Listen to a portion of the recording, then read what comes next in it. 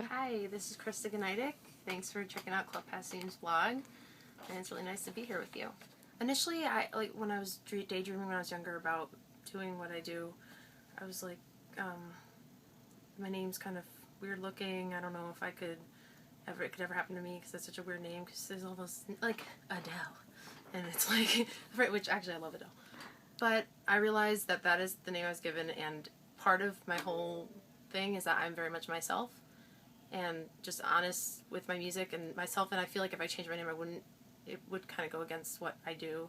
And as it turns out, just being okay with what my name is, what my birth name is, people think it's cool now. They're like, oh, your name's so cool, because if I ever make a comment about it not being kind of weird, they're like, no, we love it, it's awesome. So it worked out. I started writing and singing. Well, when I was 14, my friend somehow got me to sing, and he called my mom and was like, you gotta get her to sing, she has a great voice. I was like, no, I don't have a good voice, stop. And that was the first time that the idea went into my head that maybe I did have a good voice. And then I started singing alone in my room, just kind of playing with the idea of being a singer, you know, when you're young and whatever. And then I realized I really liked it, but everyone in my family is very academic and not really an artsy kind of family. I don't really come from an artsy family, so I was afraid to tell my parents what I wanted to do. It was very hard. I mean, I'm not saying that the road as an artist is ever easy, you know. So it's been really hard, but I'm at this point now where my parents are like my biggest fans. When I started playing guitar, I was 16. I was self-taught, and I would watch singer-songwriters on YouTube and be like, you know, they're playing these same shapes all the time. Like, I think I could do that, because I was also playing piano. So I just kind of gave it a shot, and then I fell in love with the guitar. I love the guitar so much.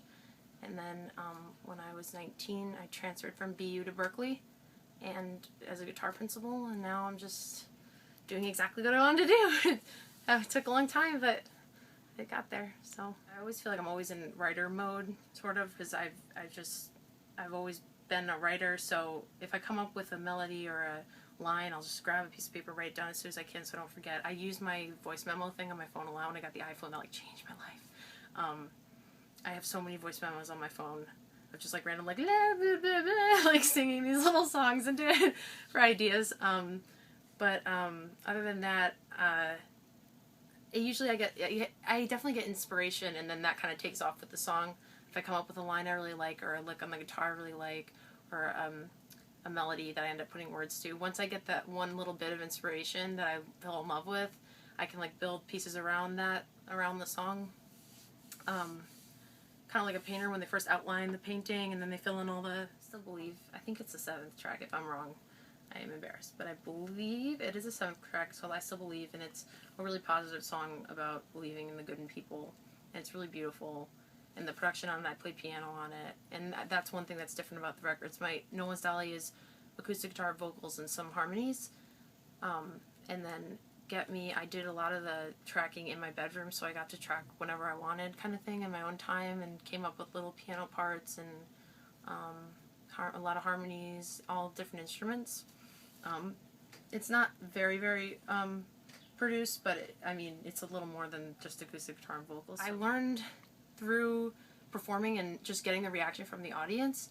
Like what I ended up getting the most reaction from was when I put myself into the song. I looked those people in the eye and I was just passionate, and they all people responded to me just being passionate about what I do. And so I just, you know, was feeling it out as I was growing as a performer, and then that's what they responded to. That's what made them the most happy, clapping, talked to me after. So I kept doing that, and I realized that as scary as that was, it actually reaps the most benefits as a performer if you're not afraid to share. I like social media a lot. I do. It's amazing the people I can connect with all around the world. But nothing really to me beats meeting like a fan or just someone in person and talking to them about my music. So I play outside a lot. I go busking because I just love that one-on-one connection that definitely gets lost on the internet.